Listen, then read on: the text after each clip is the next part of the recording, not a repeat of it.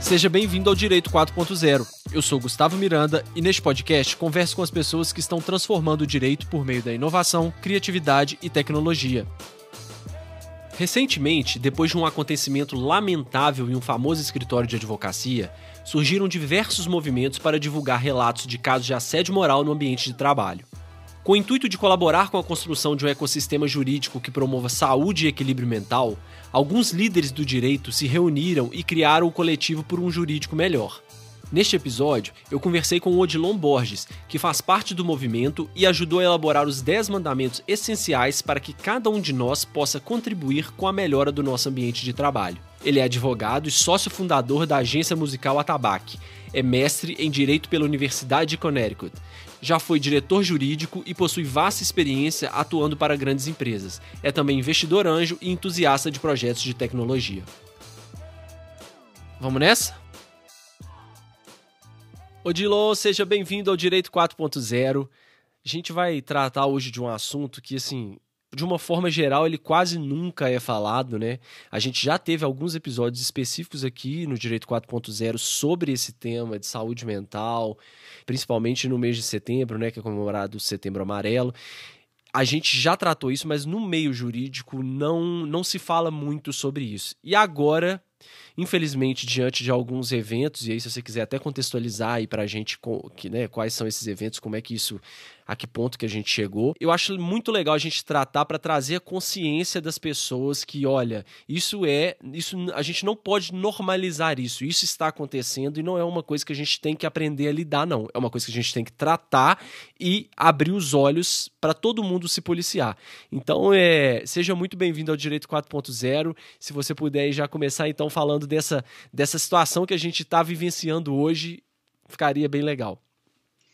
Fala, Gustavo. Bom dia, cara. Obrigado pelo seu tempo aí, pelo convite. Uma honra participar do podcast, sempre recebendo figuras de peso aí no jurídico. E a ideia é essa mesmo. Começo aqui com um disclaimer que eu não sou um especialista em saúde mental, mas justamente em razão desse episódio que a gente vai começar falando, a gente fundou um movimento por um jurídico melhor, que a gente vai ter o tempo de falar aqui com calma sobre o que é esse movimento e qual a intenção por trás dele. Recentemente, há cerca de um mês, essas notícias que eu acompanhei também são pela imprensa, tá? Não me envolvi de qualquer forma. Um estagiário de um grande escritório de São Paulo, que eu acho que nem é o caso de trazer o nome do escritório, a ideia do nosso movimento jamais foi apontar dedo para ninguém, a gente gosta muito da ideia de trazer sempre a responsabilidade para si, né? O que eu, como gestor jurídico, posso fazer para melhorar nesse sentido, posso fazer a minha parte. Mas qual foi esse episódio? Relatos de jornal na internet é que depois de 3 dias virado, um estagiário de, se eu não me engano, contencioso tributário de um grande escritório na Faria Lima, no terceiro dia, depois de já estar virado 2 noites seguidas no escritório, no terceiro dia ele teria perdido um prazo e tomou um esporro da chefa e por isso não aguentou a pressão e teria se jogado do 7º andar do escritório no meio de São Paulo. Parece que, graças a Deus, ele não veio a óbito, mas óbvio, ele foi parando nos toldos, mas obviamente não ficou em situação boa, não sei como ele está hoje. Então, a gente tem um grupo de líderes de startups, de líderes jurídicos de startups, a gente começou a discutir o assunto lá e falou, galera, por que não a gente fazer alguma coisa e ficar esperando o outro? Mas a ideia é essa, Gustavo, voltando aí a você. A ideia era entender como nós, in-house, no que essa responsabilidade é nossa também, do gestor interno, não só do escritório. Nós todos passamos por escritório no começo da carreira, a gente via a situação de assédio moral em muitos deles, mas o que é a nossa parcela de culpa? Ou, se não quiser chamar de culpa, o que a gente pode fazer para tornar o ambiente jurídico mais sadio, mais equilibrado? Legal. E antes da gente partir para essas soluções, né, e falar sobre o movimento, que é muito legal, na sua opinião, o que fez com que a gente chegasse até essa situação que a gente chegou hoje? O que a gente construiu ao longo desses tempos? O que a gente normalizou? O que a gente foi omisso para que a gente tivesse uma cultura. E aí, aqui, assim, não é nem só no Brasil, né? Isso é uma coisa meio que global para o direito, né? Essa situação de estresse, de cobrança, de assédio é uma coisa meio que generalizada no mundo inteiro. Na sua opinião, como que a gente chegou nesse ponto? Gustavo, essa é a pergunta de $1 milhão. Não vou ter uma resposta certa para isso, mas você tem toda a razão. O movimento não é só do Brasil, não. Inclusive, logo depois da queda do estagiário do sétimo andar, uma conta do Instagram lançada, chamada Escritórios Expostos, veio trazer denúncias mesmo, casos de vivência dos grandes escritórios, como o ambiente é difícil em muitos deles. Infelizmente, virtualmente de todos os grandes escritórios, há algum tipo de denúncia lá. Eu realmente não olhei um a um, mas realmente é de assustar os escritórios expostos. Mas o porquê, eu diria que são várias causas, meu amigo. Vou listar alguma delas, mas sem a pretensão de esgotar o tema aqui, tá? De novo, especialista. Uhum. Mas, primeiro, eu acho que a ideia de que a gente é cunhado, a gente é educado para tal do work hard, né? Para a gente sempre estar dando sangue pelo escritório, o sangue pela empresa, veste a camisa, a gente não sabe por quê, mas a gente sempre esteve naquela ali, do work hard, você tem que dar o seu melhor e tal, só assim você vai crescer na vida e tal. Cultura do hustle, né? O tempo inteiro tem que estar fazendo e acontecendo. Exatamente, perfeito, é bem por aí mesmo. Acho que isso vem muito também da questão da masculinidade tóxica, tá? Nós homens, desde pequenos, somos treinados a homem não pode chorar, homem tem que aguentar tudo, homem tem que levar o pão para casa, não importa o quê. Aliás, sobre isso, abro um parênteses aqui. Ontem eu terminei de assistir um documentário fenomenal, Quebrando Mitos, mostrando como esse governo federal de hoje do Brasil expõe toda essa faceta de ódio, essa faceta do que a gente, justamente o que a gente quer combater, porque no final do dia, por um jurídico melhor, nada mais quer do que empatia. E se fosse você calçando esse sapato, você faria assim? Como você gostaria de ser tratado nesse ambiente de escritório? Né? Então, recomendo muito aí o Quebrando Mitos. E aí, voltando à questão do work hard, por que não a gente mudar o mindset da nossa cabeça e falar work enough? Por que não você trabalhar o suficiente para você entregar o que é necessário ali? Por exemplo, eu como advogado de empresa, eu sempre fui aquele que estava lendo jornal e mandava notinha de jornal, olha o que está acontecendo e tal. Então, o momento do meu dia que eu paro e eu leio meus 2 jornais de papel, sou old school, gosto daqueles de papel ainda, assino meus 2 jornais por dia aqui, e você está lendo o seu jornal, não é também uma forma de trabalho, né? Alguém chega e olha, nossa, mas ele está na rede lendo, é um vagabundo. Não, não é vagabundo. No final do dia, tudo é informação. A gente é visto, o in-house, como um ombudsman, né? O oráculo da empresa. Então, será que isso também, isso não é trabalhar? Isso não vem para o seu equilíbrio também? Se a gente parar para pensar, as melhores ideias, geralmente, elas acontecem nesses momentos, né? Em que a gente tá ali super tranquilo e aí, de repente, faz uma conexão. E para fazer essa conexão, você precisa desse ócio, precisa de ter um input de informações diferentes, né? Precisa de ter um acervo, né? Que você constrói justamente nesses momentos. E aí, quando você menos espera, né? Tanto é que aquela coisa clássica, nossa, eu tava tomando banho e tive uma ideia genial, né? Geralmente acontece assim. Porque é onde a gente tá mais relaxado, é onde a gente tá mais desligado de tudo, né? Exatamente. O pessoal brinca na tabaque. Dilon, vai correr, porque quando você corre, vem as ideias boas aí para a empresa. Então, eu costumo correr 5 quilômetros de areia, tenho a sorte de morar perto da praia, todo dia de manhã, e, cara, é lá que vem essas ideias. Mas voltando à questão lá do work hard aqui, eu trouxe uns dados, né? A gente mostrar o que a gente está falando aqui não é, de qualquer forma, não sustentado, mas me impressionou muito uma recente pesquisa do Gallup do Instituto Gallup nos Estados Unidos, que apenas 21% dos trabalhadores dos Estados Unidos estão engajados em seu atual trabalho. 21%. Cara, não é nada. Não, nada. E 44% dizem que estão enfrentando alto nível de estresse todos os dias. Não é semana, uma vez no mês, é 44%. Quase metade está enfrentando altos níveis de estresse todos os dias. Logo, e aí voltando à sua pergunta, por que a gente chegou aqui? Então, eu acho que tem muito dessa questão do você ser obrigado a entregar tudo, entregar demais. Acho que tem muito também a pandemia veio mudar o mindset com relação a quase tudo na nossa vida, né? Claro, foi um momento desastroso que eu espero que meus filhos ou nós mesmos nunca mais tenhamos a necessidade de passar por ele, mas acho que sempre a gente tem que tirar também a limonada do limão que nos é entregue, né? Com a pandemia, a gente começou a trabalhar mais de casa, né? Veio o trabalho remoto. Com isso, a gente parou de perder tempo com metrô, ônibus lotado. Então, trouxe de alguma forma, se a pandemia aumentou em níveis alarmantes a questão de distúrbios mentais, né? De tipo crise de ansiedade, depressão. Por outro lado, ela trouxe um equilíbrio, talvez mesmo que forçado, de você ficar mais em casa e conseguir dar mais tempo às suas coisas. Então, no meio da pandemia, a gente viu esses níveis, mas logo depois que as empresas mandaram os funcionários a voltar, isso principalmente no setor de tecnologia, que hoje precisa-se de muitos funcionários no mundo inteiro, de muitos colaboradores no mundo inteiro, começou a tal do The Big Quit, que era a grande demissão em massa, que é a galera não concordando muito com a volta e com as respostas, se sentindo mais empoderado. E mais recentemente, não sei se você teve notícia, surgiu a onda nos Estados Unidos do The Quiet Quitting, que é a demissão quieta, demissão silenciosa. Que seria o quê? Não é simplesmente, não, estou de saco cheio, pedi demissão, lavo as mãos. Você assinou um contrato de trabalho, mal ou bem não, você 100% se compromete com aquilo também, né? O seu empregador te contratou para você fazer uma coisa. Então, não é questão também de ser quase responsável e pedir demissão, mas bem menos. Você tem um compromisso ali assumido.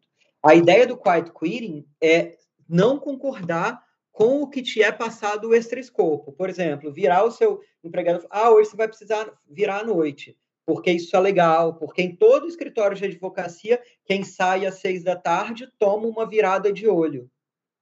Não é por aí. A ideia é justamente você entregar o que lhe foi concordado. Olha, meu contrato de trabalho diz que eu sou responsável por todas as ações judiciais de 3 clientes.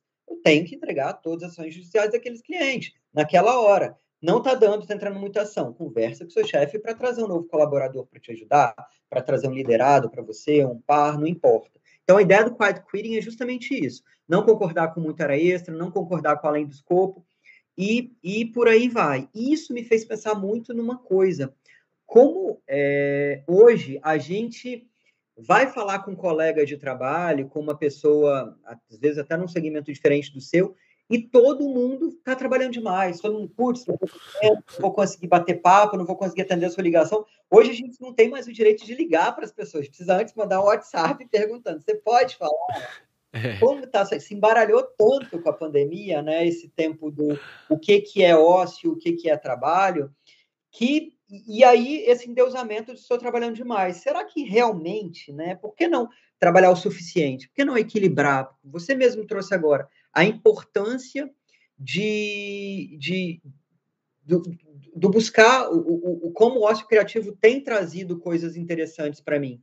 E aí, sobre isso, para fechar já e te trazer a palavra te devolver a palavra sobre esse ponto, eu não acho que o Big Quit, esse negócio de sair pedindo demissão, é o correto, não. Acho que, como tudo na vida, o equilíbrio é o correto. Então, não é o trabalho, óbvio, né? Vamos ser claro aqui. Também não quero endeusar também o outro lado, mas o trabalho é um lugar não é o melhor momento do seu dia, normalmente. Que sorte aqueles que dizem, trabalhe somente com o que faz feliz. Cara, esse tipo de discurso é até um pouco segregacionista, na verdade. Um operador de fábrica, quem está mais na produção do dia a dia, principalmente, mesmo nós, não podemos falar que aquele é o melhor momento do meu dia. O melhor momento do meu dia é quando eu estou assistindo uma Netflix com o meu enteado, estou com a minha esposa tomando um vinho.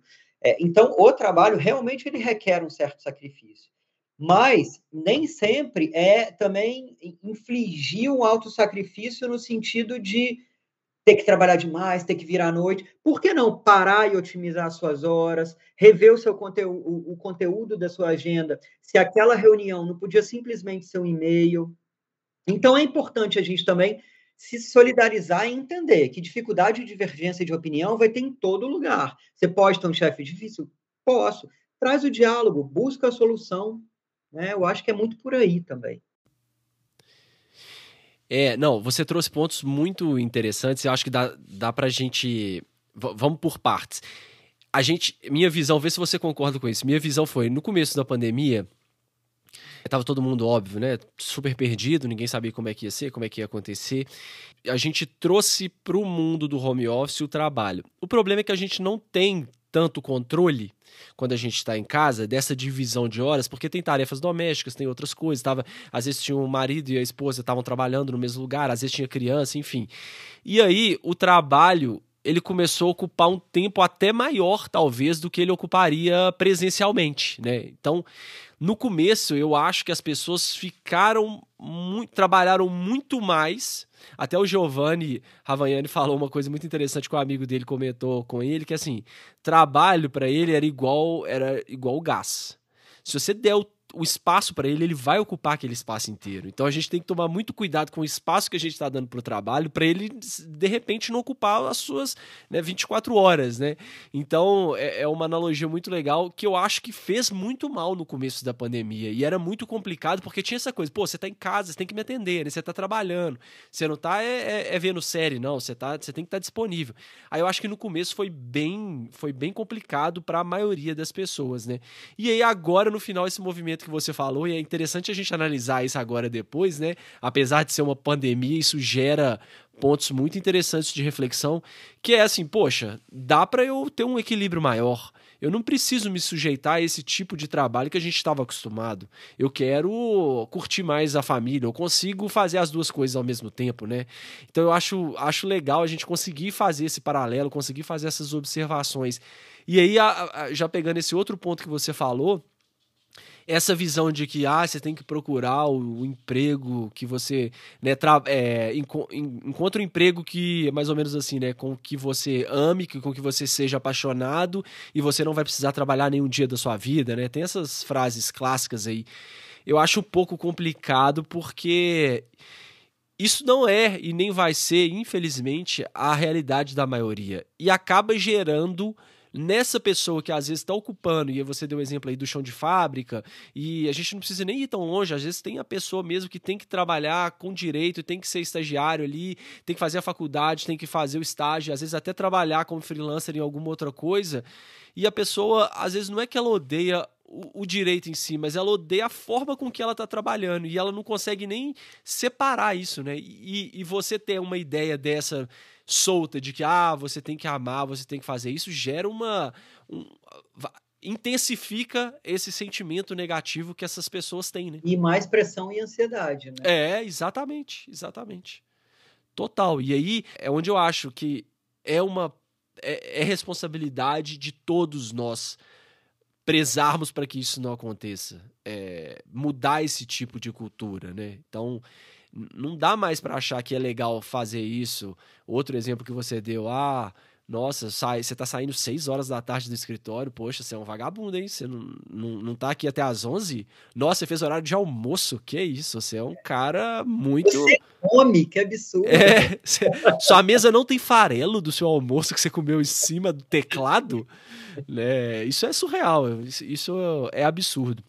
E aí que eu acho que é a importância de movimentos como esse do Por um Jurídico Melhor, que é um movimento espontâneo, né? Não é uma coisa que a gente também está tentando enfiar a goela abaixo. É um movimento que surgiu diante de uma realidade e está fazendo o seu papel aí. Bom, vamos refletir, gente. O que a gente pode melhorar? É uma coisa comunitária, né? Uma coisa que todo mundo pode contribuir, pode tentar ajudar e trazer sugestões para que a gente consiga evoluir, né? Agora, me fala assim, a gente falando de responsabilidades, o que você acha que uma pessoa que está entrando agora na profissão, ela consegue fazer, o que ela pode fazer para contribuir para esse tipo de situação não aconteça? Legal, é o que você pontuou bem aí, né? Quanto mais hipossuficiente, menos recursos ele vai ter no final do dia. Mas eu acho que muito é observar E sempre, sempre, sempre trazer empatia. Empatia com seu par, empatia com a moça do cafezinho, empatia com o seu chefe. Pode, e de novo, não estou querendo passar a mão na cabeça de líder abusivo aqui, mas pode ter um dia que você vai lidar com alguém que acordou mal, que o seu líder vai estar mal. Isso, claro, que isso não dá chance, não dá o direito dele gritar com você, te destratar, nada disso.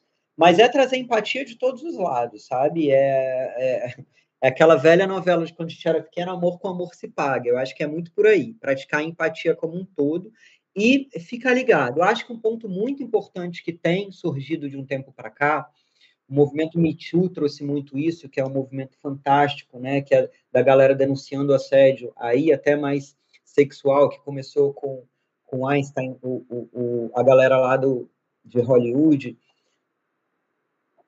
denunciando esse grande produtor, Harvey Weinstein. E aí a ideia era o quê? A ideia hoje é o quê? Utilizar, e por causa do Me Too, não só por causa disso, cada vez mais os canais de compliance estão ficando fortes dentro da empresa. Então, já tem um canal para você denunciar um abuso sexual ou moral. Então, faça uso desses canais. Por outro lado, eu me solidarizo porque eu sei que a gente, eu vou trazer um depoimento próprio meu, eu sei que muitas vezes a gente acha que não é com a gente. Eu já passei, eu já não era insuficiente, eu já estava numa boa fase da minha vida, empoderado. Eu sofri uma situação de assédio moral, e aí isso que assustou muito a gente lá para o jurídico melhor. Quando a gente conversa com a pessoa, cara, é muito difícil ter alguém que falou que nunca sofreu uma situação de assédio moral dentro do ambiente de trabalho. E aí, voltando para o meu caso, eu tinha reunião com o meu líder todas as segundas-feiras. Domingo à noite já começava a me dar taquicardia. Todos os domingos eu dormia. Meu sono é maravilhoso, sempre foi. Todos os domingos eu dormia mal. Eu já tinha taquicardia, já começava até estressar dentro de casa com a minha esposa e a galera aqui, de forma desnecessária. E por que não, Odilon? Pô, Odilon, você está falando aqui para denunciar, por que você não denunciou? Eu vi aquela oportunidade como eu sabia que eu não ia ficar lá muito tempo por causa daquilo. E aí você sempre pensa, quando é que você fala, será que é mesmo? Será que eu não estou exagerando? Será que vale levar? Ah, mas o que coitado, né? Você não sabe o que esse gestor está passando e tal. Cara, é complicado, coitado nada. Quando você faz, você tem que pensar nos demais. Se você sofre, a chance do seu par sofrer é gigante. Então, o que eu digo para a galera? Nesse caso, eu tinha como fazer isso e eu pedi demissão. Simplesmente resolvi tocar e ir para outro lugar. Então, o que eu recomendo para o pessoal que está entrando agora no mercado de trabalho? Empatia e fazer uso desses canais. Se você não se sentir confortável de fazer a denúncia, faz de forma anônima. Os canais, normalmente, principalmente de empresas sérias, eles sempre têm as duas garantias de tanto de ser anônimo quanto da não retaliação, se você optar por fazer a denúncia de forma não anônima. Então, é o que eu recomendaria para essa galera nova. Eu queria falar um pouquinho depois também, Gustavo, se a gente entrar nisso agora, sobre o papel do líder também. Acho que a gente é importante ver os dois lados, né? Sim, que eu acho que agora é o momento. Porque é isso, distribuindo responsabilidades. Do líder, a gente, e quem, né, como líder, eu já estou nessa trajetória só como in-house, enfim, só de formado eu já tenho quase 20 anos aí, então já ocupei algumas posições de liderança interessante. E aí, quem nunca passou por um funcionário que não funcionava? Você dava com um liderado que não funcionava. Você dava todas as instruções e o liderado não emplacava. Cara, não é porque ele. Primeiro, nunca as pessoas vão ser como você. Nunca. Não espere que ela seja como você. Espere que ela entregue, dê prazos, alinhe, comunique. Como diria o saudoso Chacrinha, quem não se comunica se trumbica. Então, converse, alinha, fala tudo que você quer, para quando você quer, do jeito que você quer, porque não adianta partir do pressuposto que vai fazer como você faria. Isso não existe, graças a Deus somos todos diferentes. Então, o que o líder tem que fazer? Feedback. A melhor forma de comunicação é feedback. O cara não está funcionando? Chama para conversar, marca uma reunião, usa a linguagem corporal, mostra no olhar que aquela conversa é importante, faz aquela pessoa, mas traça os caminhos. Nunca parta do pressuposto que o cara sabe ou que ele entendeu. Então, primeiro feedback. Se depois das sessões de feedback que você der não tiver caminho, demite. Você nunca vai precisar assediar moralmente alguém. E é justamente por isso que a gente entrou com... Eu gostei muito do que você falou de assunção de responsabilidade.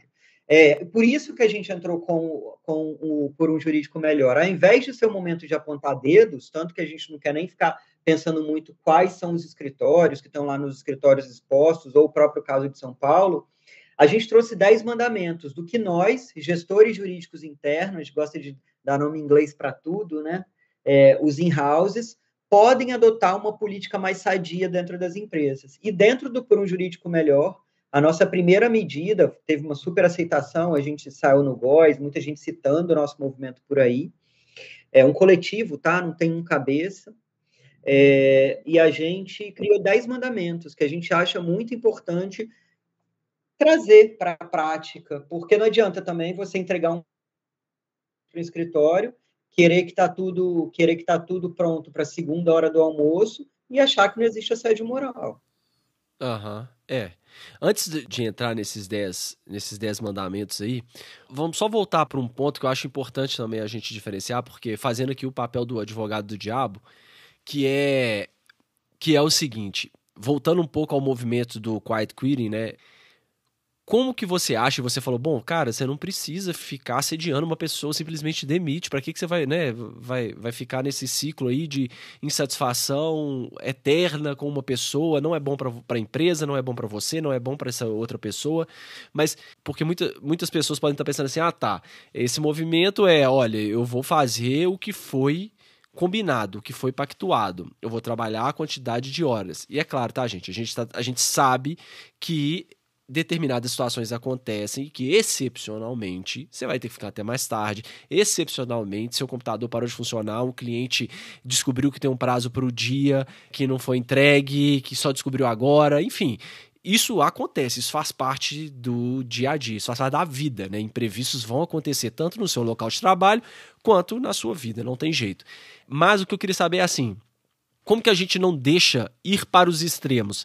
Porque muitas pessoas podem pensar assim, esse movimento vai gerar uma grande acomodação. Porque a pessoa que não quer ser mais produtiva, não quer entregar mais do que é proposto, etc., ela vai ali simplesmente ficar no limite, e isso não é bom para a empresa, porque ela não vai se dedicar como ela deveria se dedicar. Como que a gente acaba com esse tipo de argumento? A gente não trabalha só para a exigência do seu chefe. A gente trabalha pelo propósito, pela missão, visão, valores daquela empresa lá. É sempre bom você tentar se conectar com eles. A gente trabalha pelo cliente, claro. Se o cliente foi atrás do seu escritório porque gostou do nome, gostou da entrega e se comprometeu a ter um prazo atendido por ele, sim, você trabalha por ele.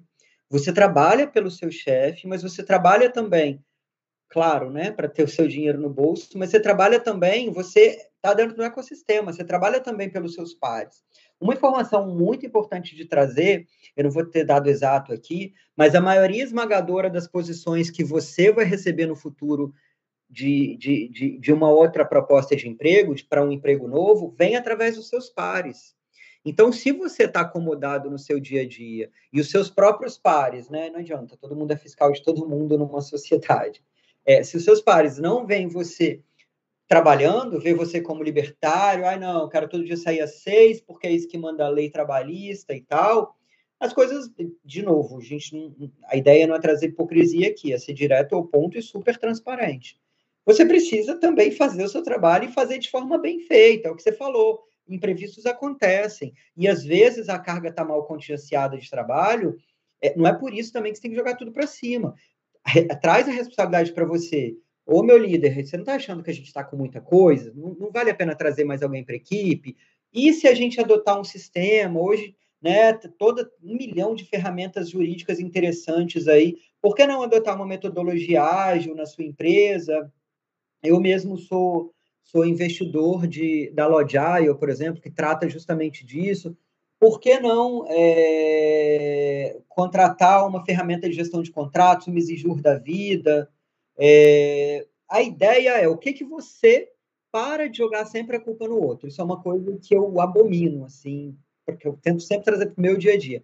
Aconteceu alguma coisa ruim, alguém fez alguma coisa de errado com você, para e pensa no que eu poderia ter feito para isso não acontecer de novo, ou para da próxima vez ser mais suave, ou até para evitar isso no futuro. Então, eu acho que esse ponto é muito importante, mas eu acho que eu acabei não respondendo a sua pergunta. Meu, o que eu falei é assim, como que a gente consegue defender esse movimento de, olha, a gente não precisa fundir as duas facetas de trabalho e vida, no sentido de que é esperado que você viva o seu trabalho 18 horas por dia. Como que a gente consegue falar, bom, eu tenho um limite, eu não vou ficar preocupado em entregar acima do que foi contratado, acima do que foi pactuado, eu vou fazer o que foi proposto, o que a gente combinou. Esse é o meu limite. Dá pra gente conseguir fazer isso sem ser descompromissado, sem ser acomodado também. Não, maravilhoso. É exatamente isso. Eu acho que quando a gente entrar aqui e falar dos mandamentos vai ficar um pouco mais claro, mas a ideia, para mim, a resposta é curta e grossa. Caminho ao diálogo. É alinhar, né? É conversar. A ideia não é ser acomodado de forma alguma, a ideia é entregar o que lhe foi feito, e aí você ser maduro o suficiente até para entender como fazer. Muitas vezes a gente está apagando incêndio, apagando incêndio, apagando incêndio, você não para em como melhorar a sua rotina. Então, ter momentos da semana, por exemplo, sexta-feira à tarde, que você sabe que é o momento que as pessoas entregam menos. Por que não trazer um brainstorming, né? A gente gosta na Tabac de chamar de toró de ideias. Por que não criar um toró de ideias para você pensar em como melhorar o time? E aí envolve desde o diretor até o estagiário. Naquele momento ali, ambiente seguro, ambiente de acolhimento, todo mundo tem direito à palavra igual.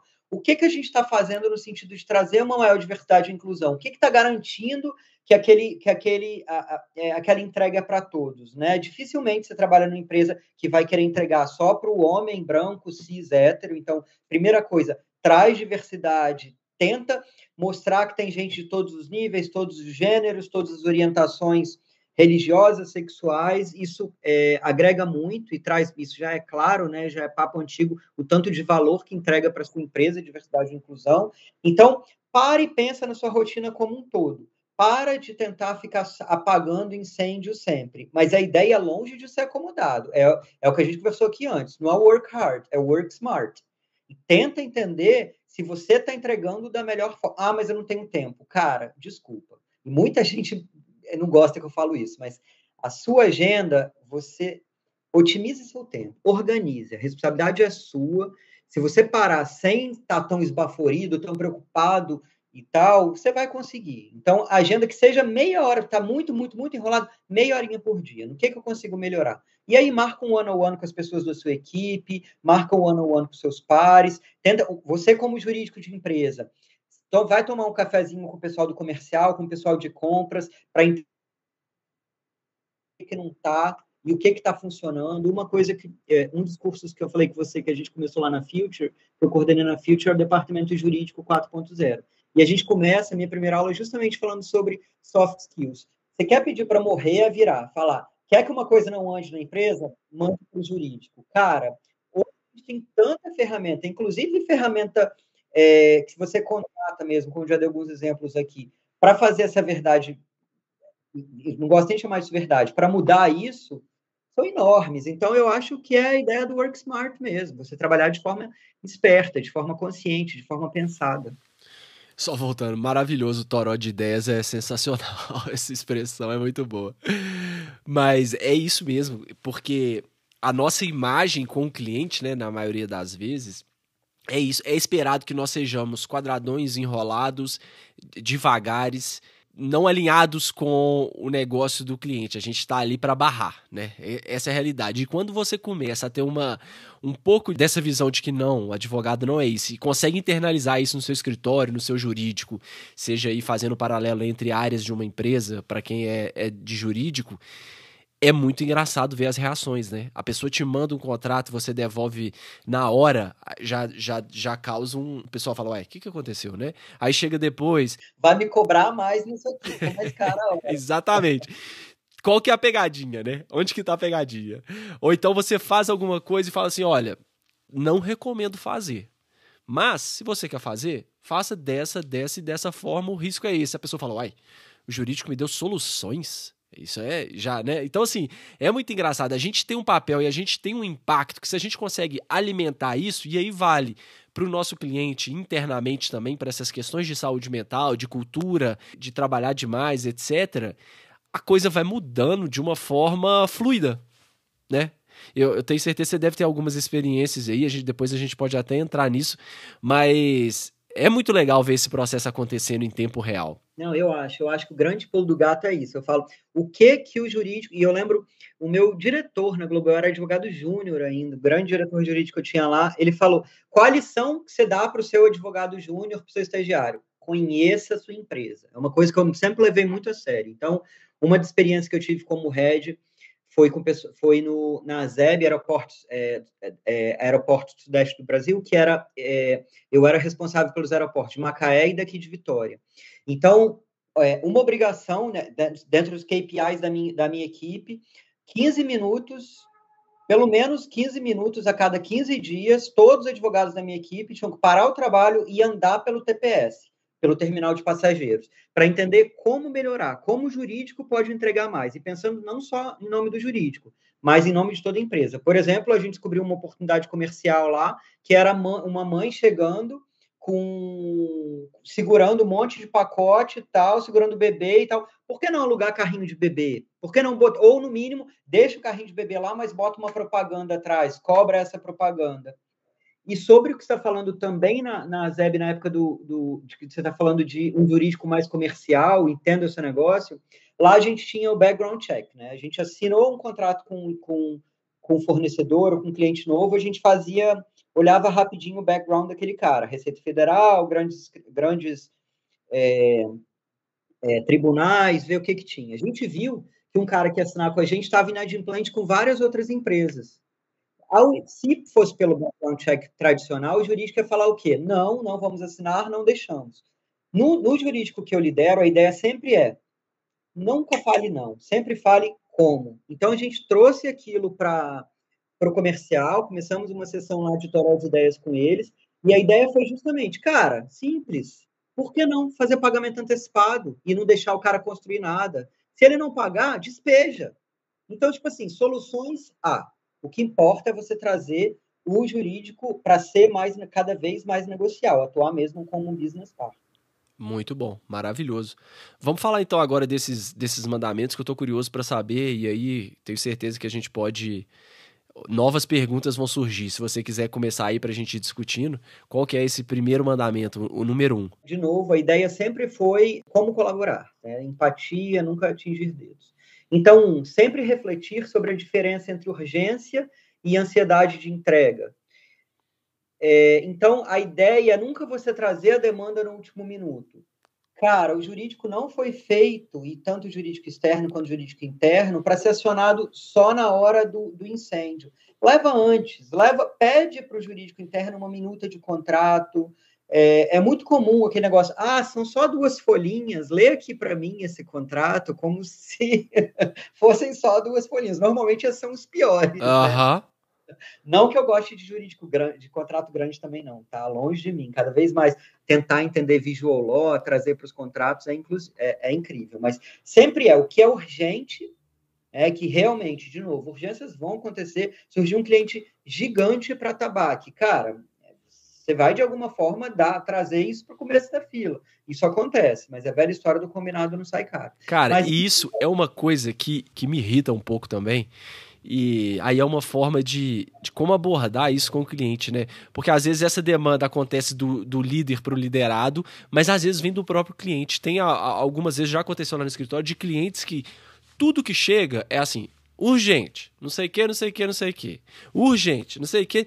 Aí você começa a ficar assim, gente, não é possível que tudo para essas pessoas é urgente, é uma falta de noção e de conseguir priorizar as coisas. E quando você vai detalhar e você vai ver ali, não é que é urgente. O urgente dessa pessoa é para daqui 4 dias. O urgente dela é porque ela ainda não sabe o que ela precisa fazer.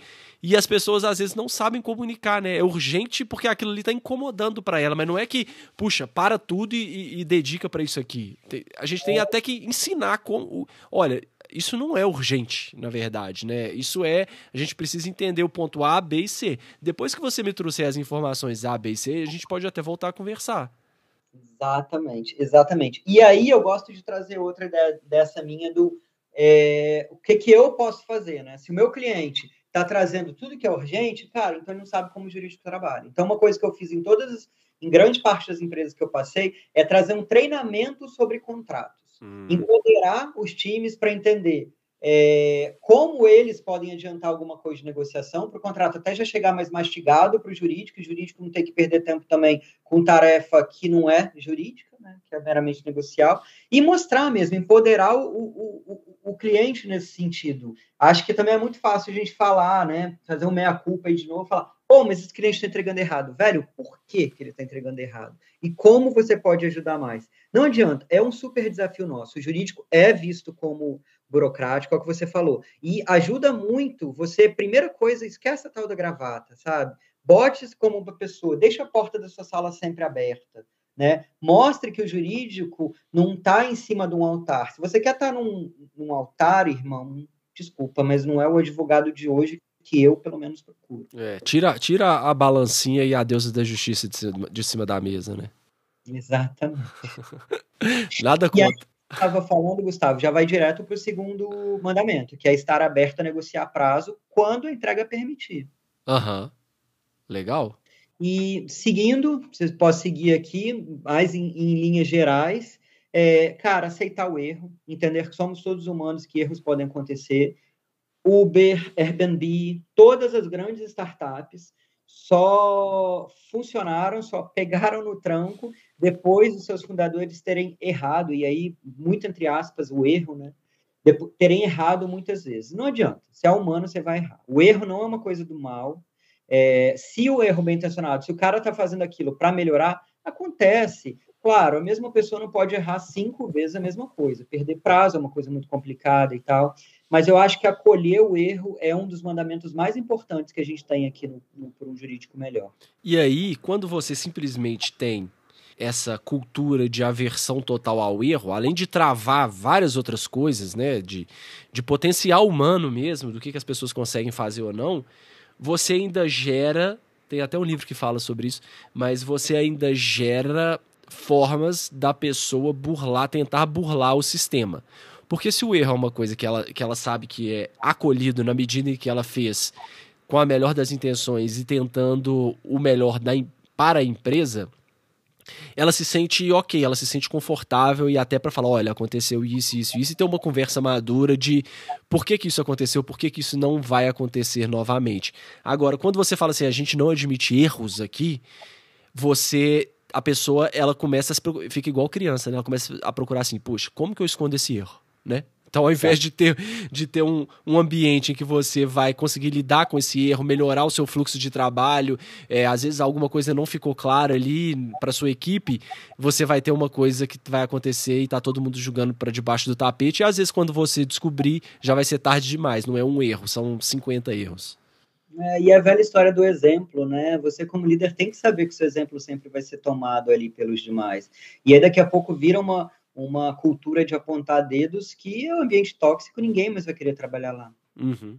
E o que leva também, por coincidência, ao quarto mandamento aqui. Como líder, promova sempre um espaço de segurança psicológica, para que as pessoas se sintam confortáveis para compartilhar angústias, inquietações e anseios. Então, entender, ter o feedback aberto, conversar onde a pessoa quer estar há 5 anos, onde não quer. De novo, para mim, insisto aqui no ponto, vem muito também desse ambiente tóxico, dessa masculinidade tóxica que sempre foi implementado para a gente. Não, você não chora. Não, homem não pode ter angústia. Homem só pode ter solução. Não, graças a Deus as eleições estão chegando, vai mudar isso no primeiro turno, e isso acho que a gente vai sair um pouco desse ambiente de ódio que permeia aí o país hoje. Tem essa questão de, fulano não consegue suportar a pressão, né, também. Essa é clássica.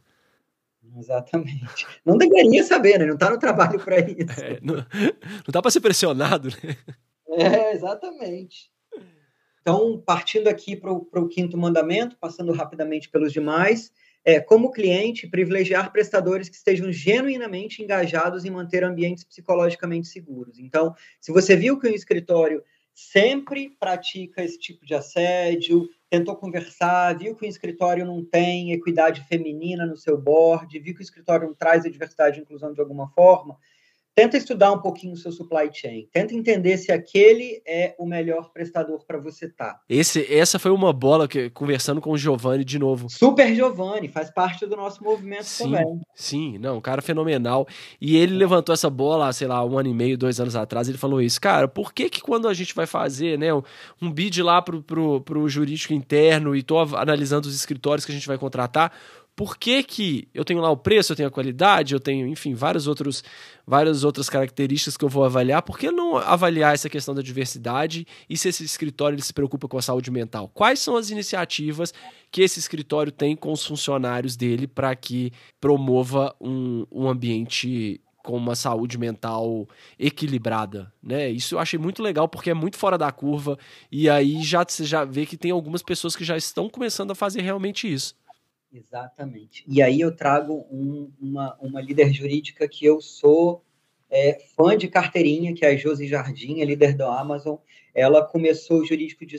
Quer dizer, não sei se ela começou, mas ela integra o movimento jurídico de saias, em que ela aponta o dedo. Ela se vê ela está nessa posição de poder apontar dedos e de forma brilhante ela aponta dedo. Por exemplo, um grande escritório formou um painel de 6 advogados, todos homens, brancos, para falar sobre alguma questão tributária. A Josi vai e escreve: nossa, nenhuma mulher sabe falar sobre o tema.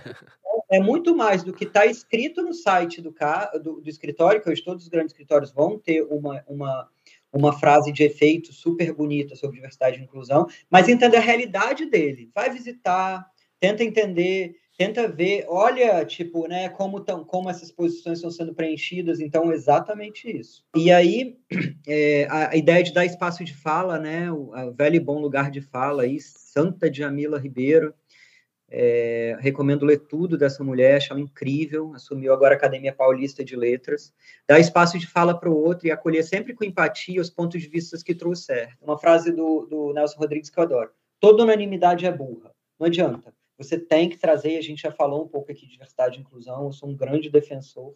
Acho que a gente, né, na nossa posição de homem branco, cis, hétero, a gente tem que reconhecer o tanto de privilégio que a gente ganha nessa vida. Você não passou naquela entrevista de estágio lá atrás que você estava competindo com uma menina simplesmente porque você é mais inteligente. Não, simplesmente você passou pelo fato de que ainda tem entrevistador, perdão a minha palavra, burro, que acha que mulher não deve ser priorizada porque mulher engravida, né? Que defeito da pessoa. Então, acho muito importante a gente reconhecer esses privilégios e tentar jogar de alguma forma de volta para o universo, fazer a nossa parte. A gente pratica muito isso na própria Tabac. E isso é legal. Eu vi uma vez uma empresa contratando uma grávida, se não me engano, ela estava com 6 ou 7 meses de gravidez. E aí contratou uma mulher, acho que viralizou isso no LinkedIn. E aí, poxa, muito foda, né? Você contratar uma grávida com 6 meses, né, de gravidez, isso é muito cabuloso. E aí tinha alguns comentários, óbvio, né, de pessoas: isso é marketing, é isso, é aquilo. Cara, pode até ser, mas faz parte de se mudar uma cultura, faz parte de mandar um recado, você fazer determinadas coisas dessas para passar esse recado, falar: olha só o que é possível fazer, e eu tô fazendo. Se vai ter um impacto de marketing ou não, aí é outra história. Agora, internamente e externamente, você manda uma mensagem muito foda, né? Acaba se tornando um marketing orgânico, né? Que é o melhor de todos. Sim. Nossa querida Nanda passou por uma situação parecida. A Nanda já teve aqui também no podcast. Ela passou, não sabia. Passou por uma situação parecida, se eu não estou enganado. E aí, não tolerar qualquer tipo de discriminação, assédio ou retaliação, não passar pano para quem passa pano, quem cala consente, isso é uma realidade. Denuncia, se você está numa situação superior e quem tá discriminando é um par seu, conversa com o cara, chama para um lugar reservado e conversa, comprometer-se com a criação de canais de denúncia independentes e efetivos. Faça a sua parte, a responsabilidade é sua, o ambiente vai desanuviar, vai ficar mais tranquilo. É sempre muito importante mostrar que você também é um vetor dessa responsabilidade. Entrando nos últimos 3 já, não promover nunca a cultura do resultado a qualquer custo. Cobrança excessiva quase sempre é um sinal de mau planejamento. Para e pensa se você está trabalhando da melhor forma. Entender e respeitar as diferenças. Cada pessoa é única, é o que eu falei aqui. Chefe, não ache que o seu liderado vai ser igual a você. Não existem pessoas iguais. Mesmo seu irmão gêmeo não é igual a você. Então, ser humano é saber conviver com o outro. E, finalmente, para fechar, cultivar sempre a colaboração, não a competição. Somente com o apoio de todos que querem construir um mercado jurídico mais saudável, a gente vai conseguir gerar um impacto positivo tão esperado para a nossa sociedade. Muito bom. Cara, quem quiser ter acesso a esses mandamentos aí na íntegra, entender melhor sobre esse movimento do Por um Jurídico Melhor, fazer parte desse movimento, como que faz? Tem ali que tem algum lugar que a empresa se compromete? Como é que está funcionando isso hoje? Então, a aceitação foi super boa quando a gente lançou o movimento. Como eu te disse, Todo dia sai uma reportagem, né, na mídia. Todo dia agora sai uma reportagem, a gente está sendo procurado por aqui. O escritório, o canal do Escritório Expostos também teve uma ótima aceitação, mas a gente, inclusive, saiu no Anselmo Góes. Para falar com a gente está lá no canal, que sempre pode falar comigo, vou deixar meus contatos aqui, vai ser um prazer debater um pouquinho sobre isso depois. Mas, como eu disse, a gente é um coletivo e a gente criou uma conta no Instagram chamada Por um Jurídico Melhor. Pode buscar a gente lá, o Super Giovanni, a Nanda, só gente incrível aí que eu tenho a honra de estar junto nesse projeto aí fenomenal. E, de novo, a intenção claro, né, não tem nada que com a ideia de monetizar, nada disso, a ideia é fazer o seu melhor, e pode ser que tenha um desses mandamentos que não está no bom caminho, mostra pra gente, vamos discutir. O que a gente quer é, antes de mais nada, praticar a empatia. A ideia é essa. Tá aí, olha só, falei há pouco tempo dessa questão que o Giovanni levantou de, bom, será que esse escritório que eu estou contratando, ele tem iniciativas, ele está preocupado com isso? Isso é um grande selo, né? O escritório se comprometer lá a atuar de acordo com esses mandamentos do Por um Jurídico Melhor já é um grande diferencial, né? Já passa uma mensagem também, muito bom. Verdade. Cara, e assim, falando agora um pouco da sua experiência hoje profissional e do que você vivenciou, você hoje está com iniciativas aí super diferentes também, e queria que você falasse um pouquinho para a gente dessas iniciativas, e antes até o que te fez buscar uma nova trajetória na sua carreira. Bom, obrigado. Realmente eu sempre busquei estar fora da caixinha de alguma forma. Eu era de escritório, ganhei uma bolsa para fazer meu mestrado nos Estados Unidos, surgiu uma oportunidade para ser advogado de empresa, isso em 2005, 2006, ou seja, estou velho sim. E aí veio aquela coisa, pô, mas advogado de empresa é só fill the blank. A gente naquela época ainda via assim. Era.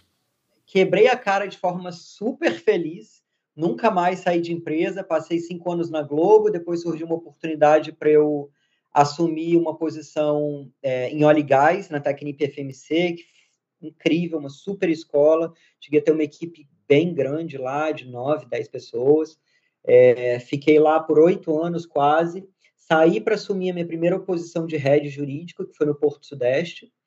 Depois, Head Jurídico e de Compliance, lá também a gente fundou um movimento chamado Chega de Fio-Fio, porque era um porto, né? A gente estava na região de Itaguaí, então a mulherada saía do escritório para ir para o refeitório, tinha uma galera mais trabalhando em obra mesmo, pessoal de obra, que fazia fio-fio, chamava de gostosa, aquele tipo de coisa. Então, ao invés de apontar o dedo e demitir, a gente fez uma campanha de conscientização, chamada Chega de Fio-Fio, a gente imprimiu umas histórias em quadrinhos do Ministério Público do Trabalho para mostrar como o assédio é mais simples do que a gente imagina. Foi um sucesso danado, e eu lembro que o maior reconhecimento que eu tive no Porto Sudeste foi quando eu estava saindo para uma outra oportunidade, veio uma colaboradora, uma mulher preta, infelizmente, como grande parte das mulheres pretas, ainda numa posição júnior lá, me deu um abraço e me falou, você foi um grande sopro de esperança para a nossa realidade aqui. Porque muitas vezes é realmente a realidade da obra, né, do dia a dia. Então, como mudar, né? Eu podia ter simplesmente falado, não, é assim, síndrome de Gabriela, né? Sempre foi assim, não adianta fazer nada. Cara, adianta. E não é questão... de demitir, é educar. Alguns desses colaboradores depois viraram vetor de diversidade e inclusão. Dilon, desculpa, eu não sabia o que era machismo. E realmente não sabia, existe. Saí de lá, fiquei um período nos aeroportos, né? Saí, comecei a investir muito em tecnologia. Hoje eu sou investidor anjo, sou do quadro da Gavia Angels, tenho 6 startups aí no meu portfólio. Passei um ano também no Airbnb, como gestor de gerente jurídico de consultivo, então muito contrato, muito consultivo, grandes amigos lá, o pessoal de Public Policy, Comms, principalmente, gente boníssima. E nesse meio tempo, e aí eu admito que eu estava, em algumas dessas posições que eu passei, eu estava um pouco frustrado já com o mundo corporativo, né? Eu resolvi ouvir o tal Voz do Universo. Cara, por que não começar algo meu? Já estou aí com 40 e poucos anos, já passei, acho que eu já angariei tudo que eu podia de mercado jurídico, já cheguei numa posição de head, que era um plano que eu tinha quando eu era novo. Então, por que não fazer uma coisa diferente? Acho que conversei bem com o Universo, um grande amigo meu do MBA virou para mim e virou, vamos abrir uma empresa de música? Eu, caralho, André, você tá doido? Como assim? Eu sou advogado de óleo e gás, de infraestrutura. Não, vamos. E, cara, a gente tem a Tabac, que é uma empresa, convido todo mundo aí a conhecer a gente lá no Instagram, @tabac.biz, B-I-Z, né, de business em inglês. Nosso site também é a mesma coisa, www.tabac.biz, em que a gente acelera artistas e projetos musicais. A gente tem uma pegada muito forte de ESG, de diversidade e inclusão. Hoje, a maioria da Tabac já é uma maioria feminina. E a gente está acelerando alguns projetos incríveis, por exemplo, o Estúdio Funk, que é um projeto da Fundação Progresso, em que, por ciclo, vão ser 3 ciclos, a gente vai acelerar 50 artistas do funk. Então, é quase um The Voice para a galera em condição de vulnerabilidade social. Que massa. De não dar o peixe, mas ensinar a pescar. Então, esses selecionados por ciclo vão ter aulas, eu dou aula de direitos autorais, vai ter um estúdio lá disponível para a galera gravar. Essa semana a gente já começou a lançar as faixas, a gente faz toda a parte digital da música, né? Se antes você precisava de uma gravadora para você gravar, prensar o seu LP e botar no mercado, hoje qualquer um consegue cantar parabéns, batendo palma e subir no Spotify. Só que por dia sobem esse dado é incrível. Por dia, sobem de 60 a 70 mil músicas nos streamings de áudios. Não. Como fazer a sua música se destacar? Como virar um grande hit? É exatamente isso que a Tabac faz. A gente conhece muito bem esse caminho das pedras, então a gente faz toda a parte de clearance, toda a parte contratual, toda a parte de royalties. Então, entender o direito musical é muito específico, né? O que é obra, o que é fonograma, o que é execução pública, entender se a sua música está sendo recolhida em todos os âmbitos. E a gente faz a parte de marketing de lançamento, de aceleração. Então, alguns projetos, a gente está agora também fazendo a produção musical do filme do Claudinho Buchecha, que deve ser o grande blockbuster nacional de 2023. Estamos acelerando alguns artistas incríveis. Felipe Amorim, por exemplo, do Piseiro, a gente conseguiu chegar a botar ele como número 1 do Spotify mês passado, o artista mais ouvido do Brasil no mês passado. Então, é realmente um mundo muito novo, né? Pô, Dilon, você era um diretor de... Agora está fazendo isso. Falei, cara, é acreditar. Se você acha que está no negócio, você conseguiu chegar no seu mínimo ali, né? Todo mundo precisa de dinheiro no final do dia, não dá para viver só de ideologia, apesar da gente ter muita vontade às vezes. Você criou o seu colchão, tenta se arriscar, tenta conhecer esse mundo das startups, tenta criar a sua própria empresa. E foi essa vontade de trazer... Eu sou muito apaixonado em música, então, ao invés de ficar só com a paixão, por que não trazer profissionalismo? Eu e meu sócio passamos por grandes empresas, por que não trazer uma gestão de projeto para o mundo da música, trazer KPIs, todos esses estudos que a gente tem das grandes empresas, por que não botar isso para o mundo da música? A Tabac está voando em 1 ano e meio, a gente deu até entrevista para o Globo recentemente, a gente conseguiu chegar a 2 bilhões de streams, seja no YouTube, seja views no YouTube ou plays nas streamings de áudio. Então, em menos de 1 ano e meio, você conseguir 2 bilhões é um número realmente estratosférico. E a gente está muito feliz. Já estamos com 12 pessoas na equipe, eu faço toda a parte jurídica, RH, e é aquilo, né? A gente lida muito com a questão do equilíbrio mental. Às vezes, você vai precisar mandar uma mensagem no sábado? Vai. A DSP, o streaming de áudio não vai parar. Infelizmente, vai. Mas esse não é nosso padrão. Hoje, por coincidência, segunda-feira, nossa reunião de equipe, eu comecei a reunião aqui. Gente, eu vi que 2 pessoas tiveram que trabalhar até mais tarde ou no final de semana. Por favor, não adotem isso como padrão. Isso é uma super exceção. Infelizmente, ainda às vezes vai precisar, mas vejam isso como exceção. Não queiram precisar trabalhar para mostrar nada no final de semana. Então, eu acho que essa é a ideia principal, que nós, gestores, temos que puxar essa responsabilidade para nós e mostrar que o caminho é esse, né? Poxa, muito bacana, cara. Super, super projeto aí. Fico feliz que com 1 ano e meio já tá assim, voando, né? Pô, muito legal mesmo. E aí, quem quiser acompanhar, a gente já vai deixar os links todos na descrição, porque é muito legal a gente ver, né, as pessoas que passam por uma trajetória, às vezes tradicional ali no direito, e aos poucos vão deixando vão deixando umas migalhinhas em cada lugar que passam para construir uma coisa e no final dão uma virada de chave completa. É claro que você tem muita coisa do direito aí para trazer, mas tudo da sua experiência, né, tudo da sua vida aí que você conseguiu. Imagina se fosse, sei lá, 10 anos atrás, você fazer um movimento, uma virada dessa, era muito mais difícil, né? Hoje a gente consegue fazer isso com uma tranquilidade muito maior e com valores muito maiores, muito bacana mesmo. Parabéns aí pelo projeto. Obrigado, Gustavo. Eu estou muito, muito orgulhoso do como a Tabac está alcançando espaço, sabe? Acho que a questão de trazer a diversidade e inclusão, a questão de trazer equilíbrio mental, a gente vê como a nossa galera está feliz de trabalhar com a gente, o feedback de, poxa, Odilon, nunca na minha carreira, ninguém parou para perguntar como foi meu dia, como eu estou lidando, no que pode melhorar. Obrigado sabe? É muito bom ouvir esse feedback aí no nosso dia a dia. Muito bom, Edilão. Vamos aqui então caminhar agora já pro final do episódio. Eu vou te fazer umas perguntas bem rápidas. As respostas não necessariamente têm que ser rápidas, tá? Qual que é a dica mais valiosa que você já recebeu ou uma das dicas mais valiosas que você já recebeu? Para o mundo jurídico de in-house, conheça seu negócio. Não adianta. O jurídico interno nunca vai querer ser o holofote da empresa. Você quer ser holofote, você muda de ramo, vai para escritório externo e tal, mas o que você tem que fazer ali se você é uma pequena parte da engrenagem que faz a máquina girar.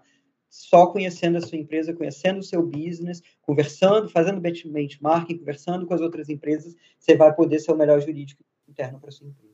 E para a vida? Para a vida,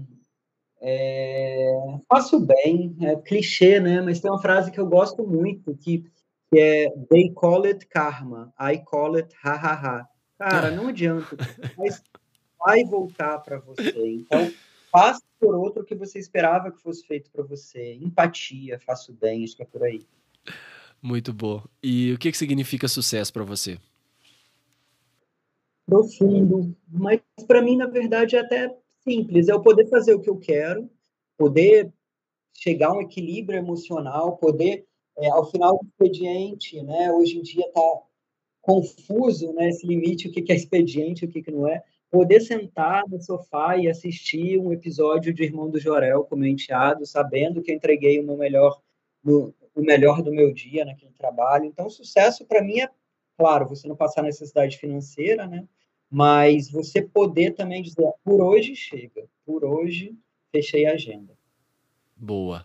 E para quem foi interessado nos temas que a gente discutiu aqui hoje, você já indicou alguns documentários, enfim, tem mais alguma outra coisa que você gostaria de indicar? Nossa, eu sou fanático por leitura. Eu leio muito, tenho lido muita coisa muito boa. Sobre raça, eu queria indicar muito o Casta, da Isabel Wilkerson.